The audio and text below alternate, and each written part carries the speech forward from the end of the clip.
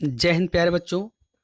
आज मैं class 12th की हिंदी आरोह 2 का चैप्टर 5 सहर्ष स्वीकारा है लेकर के आया हूँ, जिसको कि गजानन माधव मुक्तिबोध जी ने लिखा हुआ है। तो आइए बेटा वीडियो को स्टार्ट करते हैं। लेकिन वीडियो को स्टार्ट करने से पहले एक छोटी सी रिक्वेस्ट है, यदि आप इस चैनल में पहली बार विजिट कर रहे हैं तो इस चैनल को सब्सक्राइब करें, बेल आइकन को प्रेस करें, जिससे कि नेक्स्ट आने वाले वीडियो का नोटिफिकेशन आपको समय से मिलता रहे। तो आइए स्टार्ट करते हैं।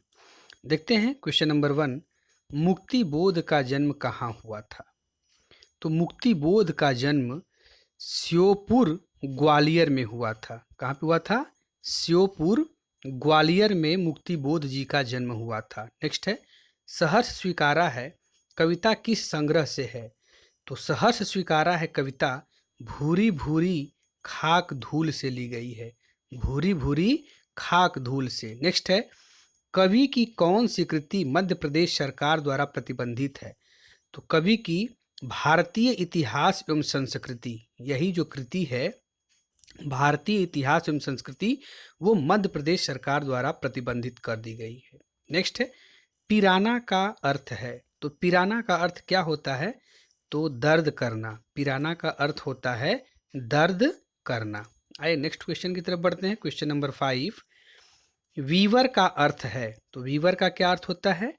तो बेटा वीवर का अर्थ बिल होता है। ठीक है। नेक्स्ट है, परिवेष्टित का अर्थ क्या है। तो परिवेष्टित का अर्थ होता है चारों ओर से घिरा हुआ। चारों ओर से घिरा हुआ ही परिवेष्टित का अर्थ होता है। नेक्स्ट है, किस स्थान के लिए अमावस रूपी अंधकार की बात कही गई है। तो वो है दक्षिणी ध्रुव। कहाँ पे? दक्षिणी ध्रुव को ही ये अमावस रूपी अंधकार की बात कही गई है दक्षिणी ध्रुव के लिए। नेक्स्ट है, कविता में किसके लिए तुम कहा है या वह कौन है। तो ये प्रेयसी। कौन है? प्रेयसी या अनजान प्रिय के लिए कविता में तुम शब्द का प्रयोग किया गया है। नेक्स्ट है, कवि के अनुसार जीवन में हर परिस्थिति सुख दुख को किस तरह से स्वीकार करना जरूरी है। तो कवि के अनुसार जीवन में हर परिस्थिति में सुख हो या दुख, व्यक्ति को प्रसन्नता, खुशी और सहर्ष स्वीकार करना चाहिए। प्रसन्नता पूर्वक, खुशी पूर्वक ही उसे सहर्ष स्वीकार कर लेना चाहिए, चाहे वो किसी भी परिस्थिति में हो। नेक्स्ट है, हृदय में किसके समान कोमल बादल विद्यमान है। तो हृदय में ममता के समान, हृदय में ममता के समान कोमल बादल विद्यमान है। ठीक है। आइए नेक्स्ट क्वेश्चन है क्वेश्चन नंबर 11, गर्बीली गरीबी में गर्बीली से क्या आशय है। मोस्ट इंपॉर्टेंट क्वेश्चन है। गर्बीली गरीबी में गर्बीली से क्या आशय है। तो इसका अर्थ होता है घमंडी या अहंकारी।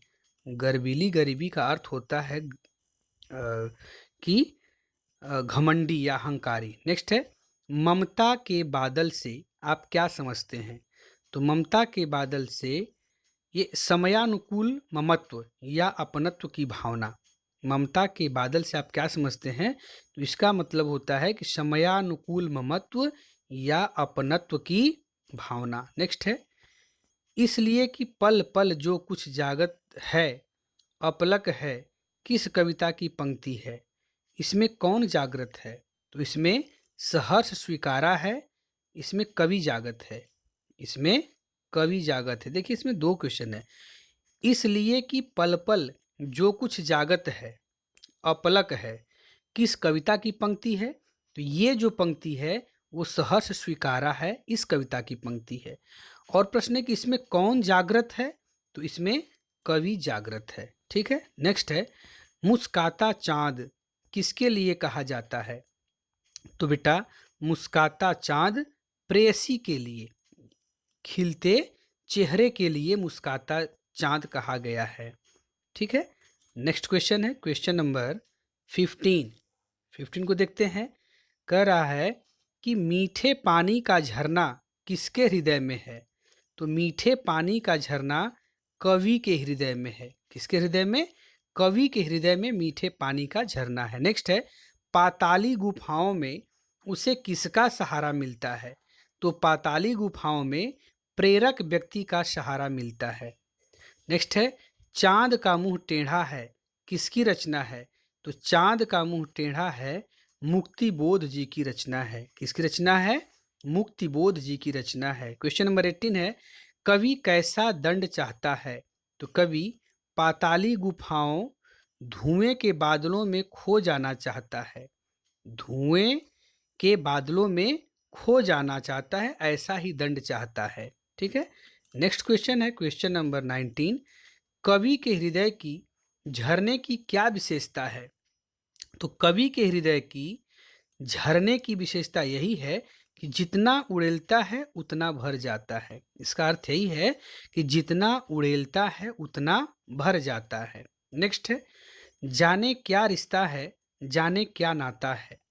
कवि यह कहकर क्या संकेत देते हैं? तो जाने क्या रिश्ता है, जाने क्या नाता है, कवि कहकर यह संदेश देते हैं कि प्रिय से संबंध को नाम नहीं देना चाहिए। प्रिय से संबंध को नाम नहीं देना चाहता। नेक्स्ट है, कवि किसे सहन नहीं कर पा रहा? तो कवि प्रिय की आत्मीयता को या निरंतर संरक्षण को सहन नहीं कर पा रहा है।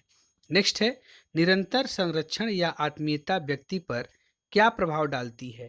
तो यह आंतरिक रूप से कमजोर बनाती है। यह आंतरिक रूप से कमजोर बनाती है। नेक्स्ट है, कविता किस शैली में है? तो कविता संबोधन शैली में है। ठीक है, कविता संबोधन शैली में है। आइए नेक्स्ट क्वेश्चन को देखते हैं। क्वेश्चन नंबर 24, कवि के संपूर्ण व्यक्तित्व का निर्माता और प्रेरक कौन है? तो कवि के संपूर्ण व्यक्तित्व का निर्माता और प्रेरक अनजान प्रिय है। कौन है? अनजान प्रिय।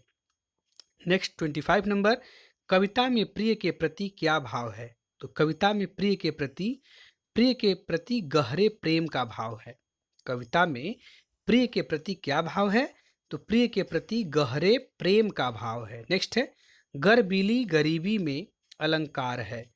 तो बेटा गर्बीली गरीबी में अनुप्रास अलंकार है। ठीक है, अनुप्रास अलंकार। नेक्स्ट है, पल पल में अलंकार है। तो पल पल में कौन सा अलंकार है? पुनरुक्ति या प्रकाश अलंकार है। ठीक है, और इस वीडियो का लास्ट क्वेश्चन है कि भीतर की सरिता में अलंकार है। तो भीतर की सरिता में रूपक अलंकार है। ठीक है, तो बेटा इस वीडियो में बस इतना ही। नेक्स्ट वीडियो में हम पुनः मिलेंगे। ठीक है, तब तक के लिए ओके बाय।